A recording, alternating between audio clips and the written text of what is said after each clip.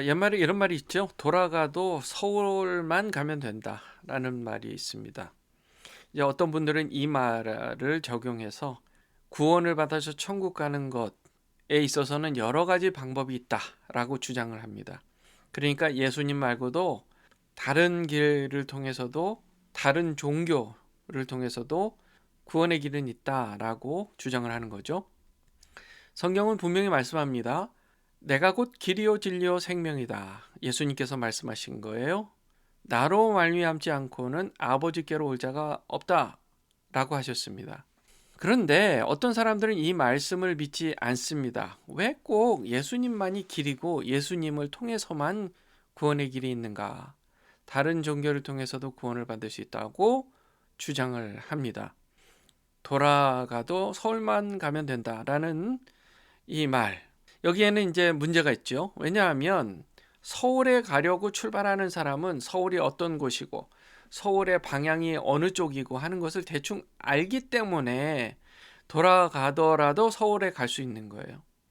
하지만 창조주 여호와 하나님께 도달하려면 그분이 어떤 분인지, 어느 방향으로 가야 그분을 만날 수 있는지 그것조차 알 수 없다는 게 문제입니다. 그 방향부터 알 수 있도록 해주시는 분이 바로 예수님이라는 사실이에요. 그래서 서울은 여러 가지 길을 통해 갈 수 있는 곳이지만 하나님은 예수님만 통해서 도달할 수 있다. 방향조차 우리가 알 수 없는, 스스로 알 수 없는 우리이기 때문에 예수님, 그 방향을 알려주시는 예수님을 통해서만 하나님 아버지께 갈 수 있다라는 거예요. 또 어떤 문제가 있냐면 서울로 가는 길은 이미 여러 가지 길이 뚫려 있어요. 물리적으로 또 걷든지 차를 타든지 또 비행기를 타든지 운송수단이 있기 때문에 다른 길로 가는 거예요. 하지만 창조주 하나님은 애초부터 세상을 초월하신 창조주이시고 영이신 하나님이기 때문에 우리 인간이 피조물로서 스스로의 힘으로 하나님을 만날 수가 없어요. 그 길이 없어요. 운송수단이라는 게 없습니다.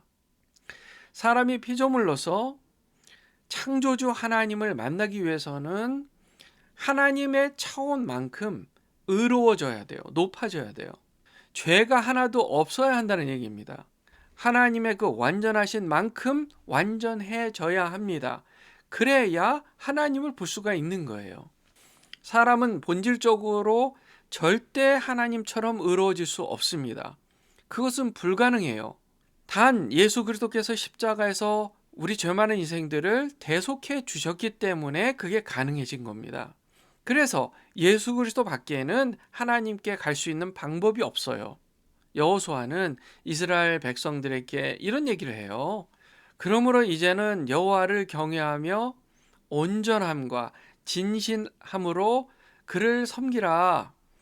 너희의 조상들이 강 저쪽과 애굽에서 섬기던 신들을 치워버리고 여호와만 섬기라. 그게 여호수아서 24장 14절 말씀이에요. 여기서 여호와만 섬기라는 말에 우리가 좀 주목을 할 필요가 있습니다. 창조주를 섬기는 것은 배타적이에요. 왜냐하면 창조주는 한 분 하나님이시기 때문에 그렇습니다. 한 분이에요. 그분만을 섬기는 거예요. 다른 신은 없어요. 그러니까 배타적이라는 말을 들을 수밖에 없습니다. 상식적으로 생각해도 사람을 만드신 그 신을 우리가 피조물로서 섬기는 게 너무 당연한 거예요. 사람을 만드신 신 외에 다른 신이라는 것은 사실 없어요. 이 세상에 존재하는 딱 두 가지가 있는데 하나는 창조주 하나님, 또 다른 하나는 피조물입니다. 우리가 하나님을 섬기든지 아니면 다른 피조물을 신처럼 섬기든지, 사람은 창조주 하나님을 섬긴다고는 하지만 자신들이 원하는 신을 만들어 놓고 그 가짜 신을 섬기는 거예요. 왜요? 그래야 내가 내 마음대로 할 수 있는 그 신을 섬길 수 있다고 생각하기 때문입니다. 그러니까 창조주를 섬기면 창조주의 뜻을 따라 순종해야 되는데 다른 신을 섬기면 내가 마음대로 할 수 있다. 라는 생각을 하는 거예요. 그래서 미신을 섬기는 사람들의 그 공통점, 여러 가지 종교들을 섬기는 사람들의 공통점은 내가 원하는 것을 얻기 위해서 내 마음대로 할 수 있는 신이기 때문에 그 신들을 섬기는 거예요. 자, 우리 인간은요, 태생부터 창조주 하나님과 대결 모드에서 시작합니다. 그래서 정말 하나님만 100% 섬기고 사는 게 사실은 불가능합니다. 여호수아는 그것을 잘 알고 있었어요. 그는 여호수아 24장 19절에 이렇게 말합니다. 여호수아가 백성에게 이르되 너희가 여호와를 능히 섬기지 못할 것은 그는 거룩하신 하나님이시요 질투하시는 하나님이시니 너의 잘못과 죄들을 사하지 아니할 것이라.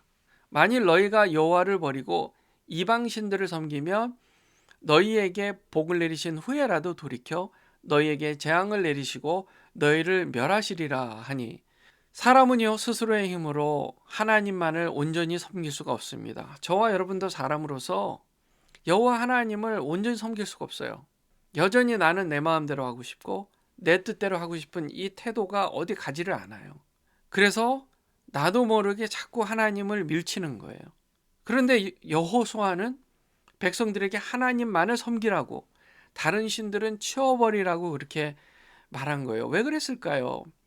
만약 하나님만 섬기라는 말을 하지 않았다라면 사람은 스스로 다른 신들을 섬기는 것을 그냥 당연하고 마치 문제가 없는 것처럼 생각했을 것입니다.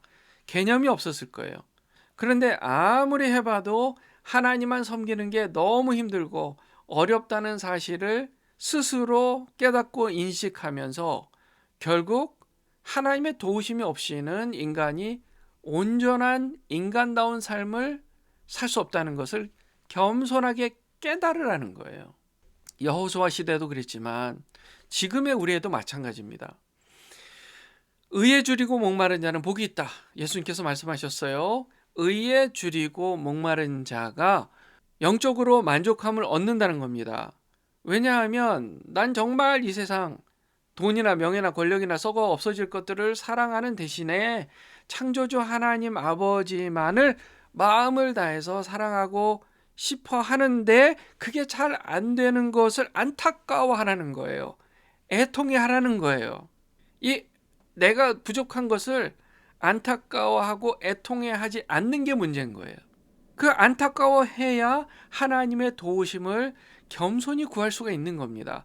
그래야 오직 하나님의 방법인 예수 그리스도만이 구원의 길이라는 사실을 절실하게 깨닫게 되는 거예요.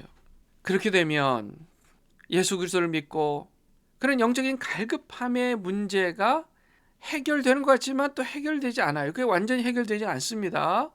그게 당연한 거예요. 이 땅에 우리가 몸을 입고 살아가는 동안에는요, 어쩔 수가 없어요. 이게 해결이 안 돼요. 우리가 육신을 입고 사는 이상 영적으로 여전히 목마른 갈급함, 영적인 갈급함이 남아있게 되어 있습니다. 태생적으로 하나님을 등지려고 합니다. 우리는요.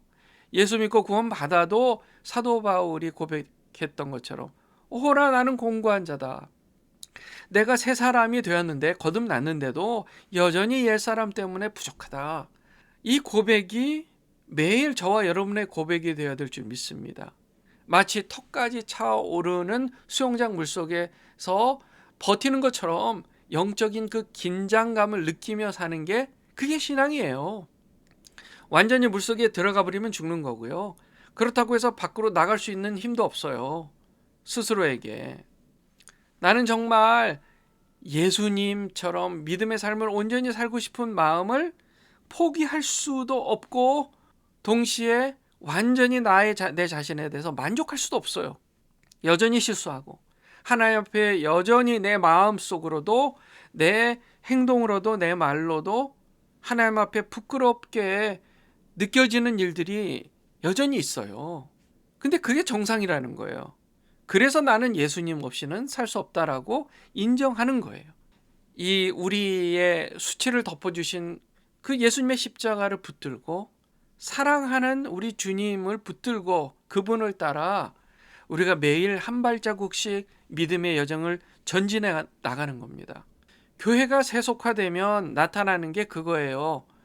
하나님의 말씀이 마치 신화처럼 지금 나와 별로 상관없는 것처럼 그렇게 생각이 되는 거예요.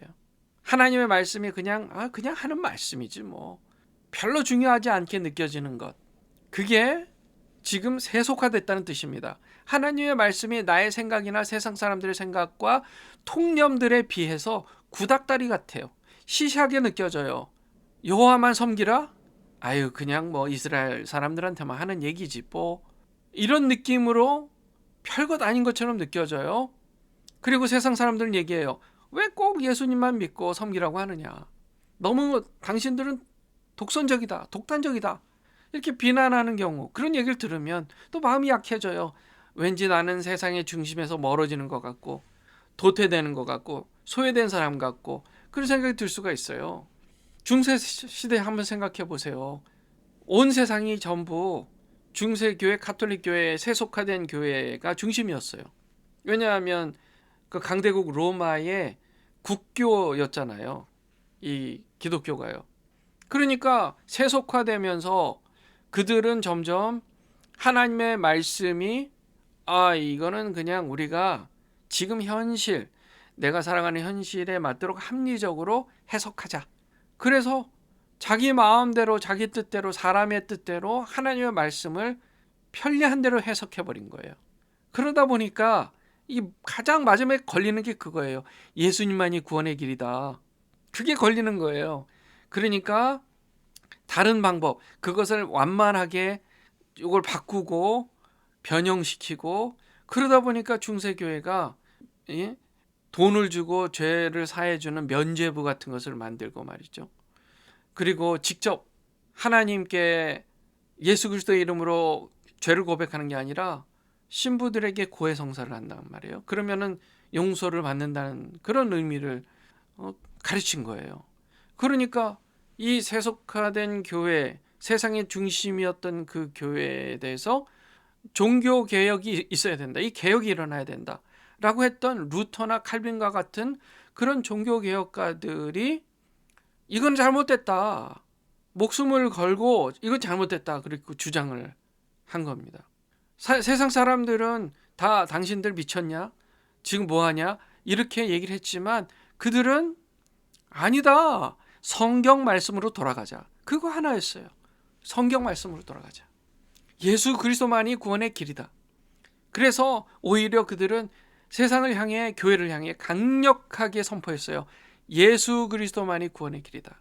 그런 그들 때문에 개혁이 일어났고 결국 하나님께서 그들을 사용하셔서 교회가 새로이 정화가 돼서 지금의 우리 개신교가 있는 거예요.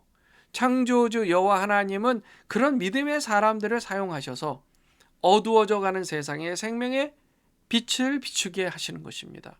사랑하는 주님의 자녀 여러분, 일평생 여호와만 섬기시길 주님의 이름으로 축원합니다. 그런데 이게 완전하게 여호와만 섬기기가 어렵다는 것을 동시에 애통하며 안타까워하시기를 주님의 이름으로 축원합니다. 그래서 나는 예수님밖에 없다, 예수님 없이는 안 된다 라고 고백하시기를 예수 그리스도의 이름으로 축원합니다. 그 길 밖에는 생명의 길이 없기 때문입니다. 기도하겠습니다.